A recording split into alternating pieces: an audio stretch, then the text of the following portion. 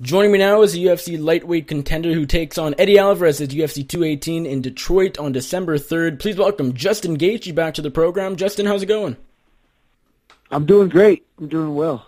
Excellent, Justin. Training is tough right now.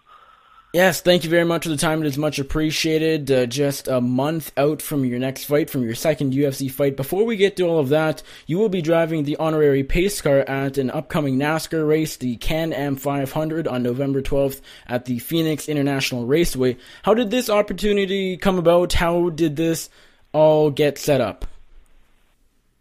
Yeah, I was filming the TUF show, The Ultimate Fighter, there in Las Vegas, and Craig Conley with Niner Sports got in contact with me and asked me, he knows I'm from Arizona, and thought it'd be a great opportunity for me to come home and do this, do something cool. So yeah, I'm pumped. I've never even dreamt about going and driving a pace car or even around a NASCAR oval. So it's going to be a great time. I find it interesting how some UFC fighters, they sometimes we see, look at Stipe Miocic. When he became champion, they'd had a huge celebration parade in Cleveland when he came home after defeating Verdum in May of last year. And some fighters get super big response in their hometowns and in their home states and all that. Do you feel like, especially after making your UFC debut in July, have you started to get more noticed in Arizona in general? Do you think that the general public is aware of who you are? Oh, I think a little bit, but where I'm from is actually such a small town. It's called Safford, Arizona. So it's about 3 hours from Phoenix. So yeah, when I go there, it's definitely, when I get that bell, they'll definitely have a parade for me and all that stuff you're talking about with Stipe Miocic. But I'm not from the city like he's from Cleveland, so sure. That's a lot bigger than what I'd have. Maybe they can do a parade in your hometown. There you go. Are you a fan of NASCAR racing? Or are you a guy who, when you do have the time, I know, of course, you train all the time and when you're not fighting, but if you sit down, are you at all a NASCAR guy or not so much? Not so much. My family never really grew up watching it so as much as. But I actually lived with a guy that watched a lot of NASCAR, so I got into it for a couple of years. But that was back in college. Nice. And there have been a number of other fighters who have done the same sort of thing, driven the pace car at Phoenix Raceway in previous years. Chael Sonnen has done it, Chuck Liddell, Benson Henderson, of course. A lot of these guys, or a lot of fighters from the Arizona area, Brian Stann, Anderson Silva, just to name a few. I think Dom Cruz as well. How cool is it to be compared in a way to those fighters? I mean, Anderson Silva, a lot of those fighters are absolute legends and have won titles and done really well, Hall of Famers. How cool is it to be in a group among some legends? Yeah, it's great. Those guys, set the wheels in motion for what we're doing now. And, I would definitely not be getting paid as much as or even the opportunity or the possibility if those guys didn't, put the work in and really establish the sport back in the early 2000s, late 90s and stuff. So, yeah, I was big fans of those guys. So, yeah, it's great to be, kind of in the same bracket or, getting to do the same opportunities they got, from their careers and stuff. But, I'm ranked number 5 in the world right now, so I'm trying to wrap my own thing right now. Sure. Everything's starting to pay off, it seems, with these outside opportunities outside of mixed martial arts. Yeah, it's great. As soon as I got that win over Michael Johnson, they came home for a couple of days and they asked me to go back and film The Ultimate Fighter. So yeah, all the hard work's kind of paying off, and these opportunities are awesome. Is this going to be your first NASCAR race event live, being there? Yes. Are you looking forward to the actual race, or do you care? Yeah, I am. No, yeah. I do care. Yeah, I like going fast, and I like fast cars, so it'll be intriguing to be there and then actually get to feel the power racing by. So it'll be cool. Now let's move on and talk about your career inside the octagon. You made your debut in what a lot of people, including myself, currently consider the fight of the year of 2017. You defeated Michael Johnson by second-round TKO in a back-and-forth outstanding fight. Now, as you said, you had a very quick turnaround in the sense that they called you just a few days later. do you want to coach the Ultimate Fighter 26, the flyweight, new champion will be crowned? What was that turnaround like? I'm sure you weren't necessarily expecting it. Was it difficult to get home and sort of just enjoy the fight and the aftermath of that, and then immediately have to turn around and go to coach TUF? Yeah, it was definitely not expected, and after a fight, I usually like to get away either up in the mountains. If it's snowing, I go stay in the village and get some snowboarding in, or go to a beach somewhere, because just 12 weeks of hard work. I really like to try and wind down, but so that not getting to do that was definitely something that is different and was different.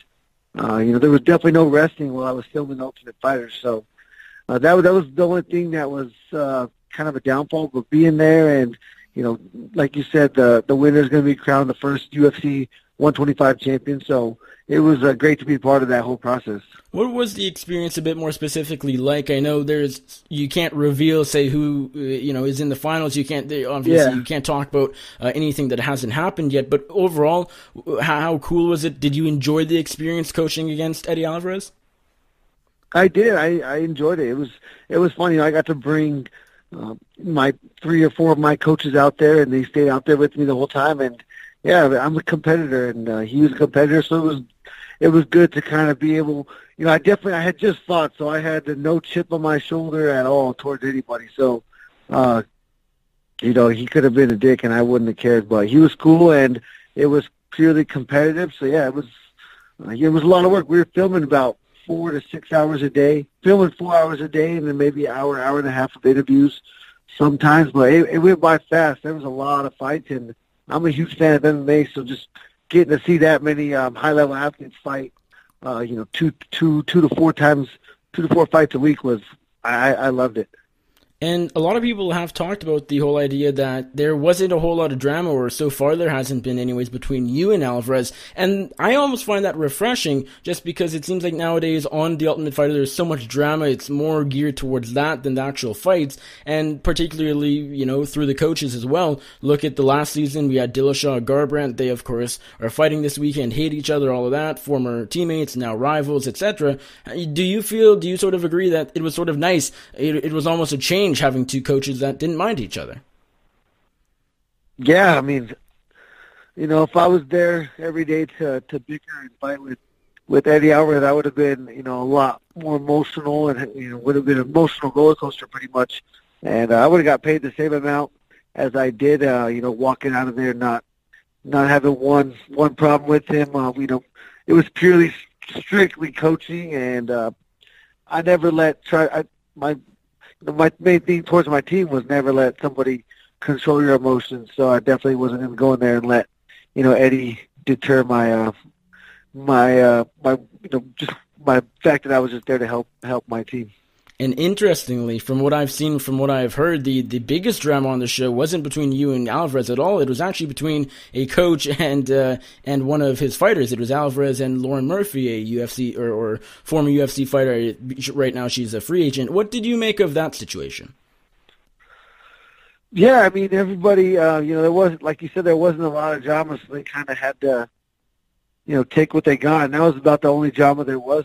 Pretty much during the entire show. The girls did a great job of my team and their team, not letting each other really control their emotions, and they were all there to just get ready, and we're all just really focused. So when that was going down, I didn't, I had heard, there was a couple times I had heard that, she wasn't happy or whatever, but I wasn't paying any attention to it. And then she walked into our class and was kind of, started crying, and I just said, I could tell that she, I knew pretty much what she was there for, to join our team. So I told her to grab her gear and jump in, and it wasn't a problem the rest of the time.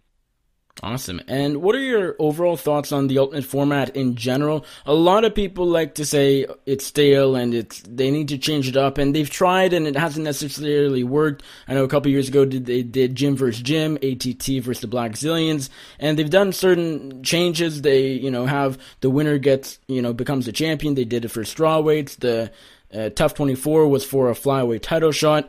What are your thoughts in general about the overall format? Do you agree with a lot of people in saying that it needs to be changed a little? Well, I mean, you just mentioned 5 or 6 different ways they took it, out of 5 or 6 seasons. I think, each season is different than the last. This one's, this tournament format is much different than last season. And the fact that they're fighting for a world title, makes it pretty unique, I would say. Sure, fair enough. And I find it interesting how a lot of people, when it was announced that you versus Eddie Alvarez were going to be on the Ultimate Fighter 26 as the coaches, I think some people were a little almost bummed just because they wanted to see you get back in the cage really quickly. They wanted to see you right back in there because the Johnson fight was so fun and you have all this momentum, and it almost, with you going away for a number of weeks to film this, it sort of almost lets go of that momentum in a way. But you couldn't have fought. I think this layoff was really necessary, and I think you would agree, just because the way you fight, you need long breaks. You take a lot of damage despite being undefeated and being a really, really good fighter, but you take a lot of shots. Of course, that's just who you are. That's your style, and you need these long breaks. So this actually worked out quite well. Do you agree? Yeah, absolutely. Those people are definitely not nice. I want to be able to golf when I'm older and done with this. So, yeah, I want to fight two, maybe 3 times a year, and, no more than that.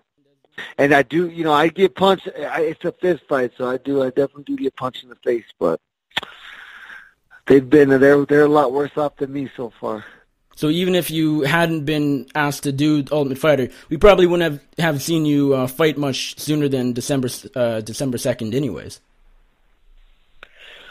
Nope. No, I would. That would have been the plan. I'm sure I would have taken the Ferguson fight on November 4th or whatever that was.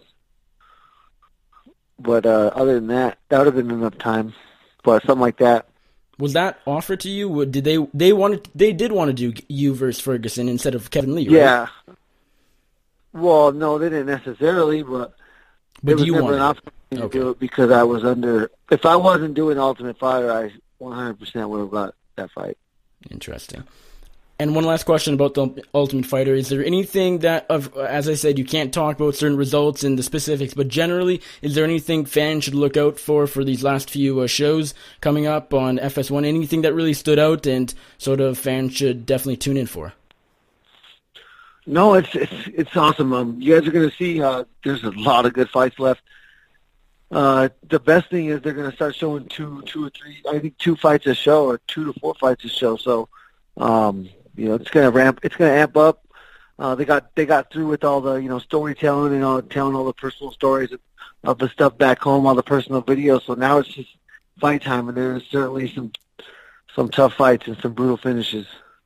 Now, this Eddie Alvarez fight on December 3rd at UFC 218 in Detroit, do you wish you were main eventing a different card? Do you wish this was 5 rounds?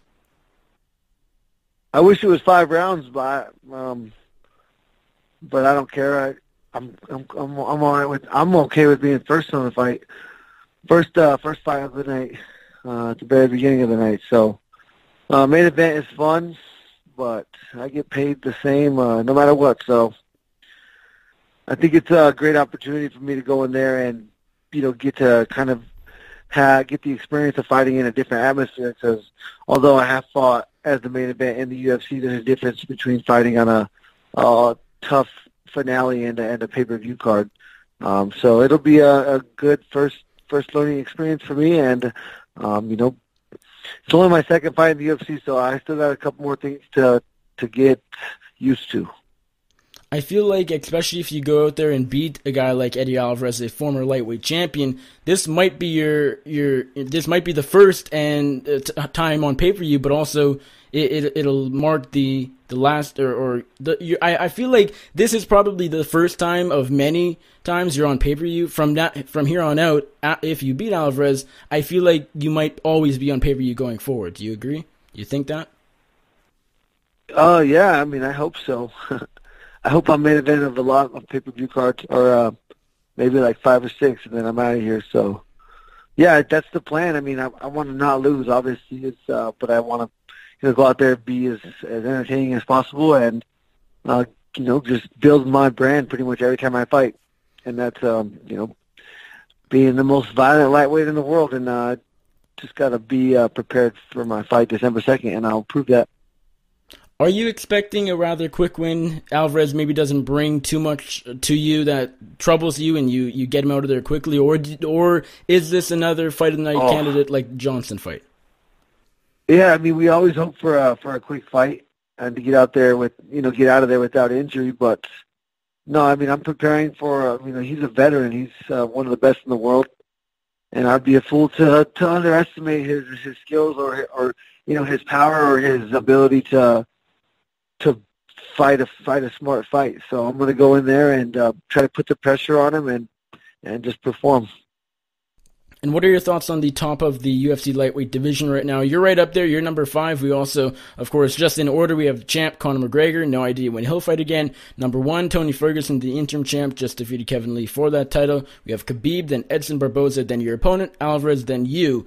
Where do you fit in with the win over Alvarez? I think if you beat him, it's pretty clear you'll just move up one spot because he's for year 5. But where do you go from there? Do you get a title shot? Do you fight Tony Ferguson because Conor wants to do another money fight, maybe with Nate Diaz or whoever? What happens afterwards, do you think? Yeah, who knows? I mean, there's so many freaking ways that could go down. But, I think the most important thing is how you finish it. And, of course, I have to win. I have to beat Eddie Alvarez. But you got Khabib and Edson about to fight each other, so I think the most important thing is for me to go in there and get a convincing win, a finish, and not let it be, for one, not a boring fight. Number 1, not a boring fight. Number 2, not a close decision. So I got to go in there and really dominate the fight, get a good, hopefully, finish that goes viral, and then, let everything else take care of itself. I can control the things I can control, and that's, my effort December 2nd. On top of that, I don't know when McGregor is going to fight. I don't know if I'll get Ferguson next. I don't know how Edson or Khabib will finish their fight or if they'll get the fight over me. They're ranked ahead of me, so you would think they would. But like I said, it's all about how you finish in this sport. So if I can go out there and finish how I want to, finish how I need to, then I think hopefully I'll get the winner of Ferguson and McGregor, or I'll just get Ferguson if McGregor don't want to fight. It's tough to predict what will happen just because Conor McGregor is so unpredictable and what he'll do. I mean, he could go fight Paulie Malignaggi and I wouldn't be shocked. Ultimately, you don't know what will happen, but you do feel like you would deserve a title shot with the win over Alvarez, assuming it's convincing, as you said? Yeah, as long as it's convincing. I mean, I'll fight the other guys if I need to.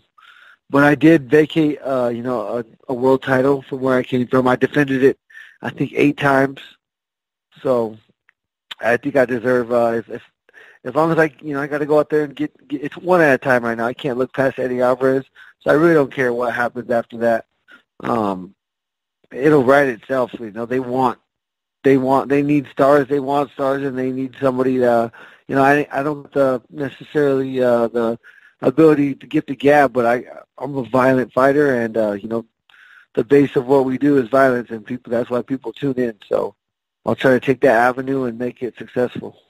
Given the fact that they gave you Michael Johnson right off the bat, who at the time I think was number 5 or number 6, it doesn't look like they're going to build you up slowly. They want you in these big fights, so I do think a title shot is in your near future, and I think you definitely, your chances for that are pretty high. In general, we're 6 months in or so, almost exactly half a year into your UFC career. Are you happy with the way things are going so far in general? I can't imagine you aren't, as long as financially everything's going good, because you got the big fight against Johnson doing TUF, got another big fight against Alvarez on pay-per-view. Is there anything to complain about? Absolutely not. Nope. 18-0 with 15 finishes. I think it tells itself. I'm exciting, and yeah, they're giving me the opportunities. They know I'm not going to be around here forever. I can't fight like this forever, so they better cash in on me while they can, whether I'm winning or losing. Last question for you, Justin, and I do appreciate the time. How do you get the job done December 3rd in Detroit, Michigan, UFC 218 main card on pay-per-view, taking on former lightweight champion Eddie Alvarez? How do you get the win? I think he's going to try and take me down, so stop the takedowns and keep the fight in the middle of the octagon and tear his legs apart. Excellent. Well, Justin, really do appreciate the time as always. Before I let you go, let my audience know where they can find you on social media, and if there's anybody you'd like to thank or give a shout out to, the floor is yours. Yep, my my handle is Justin_Gaethje. That's on Twitter and Instagram. So give me a follow there, and thank you for the time.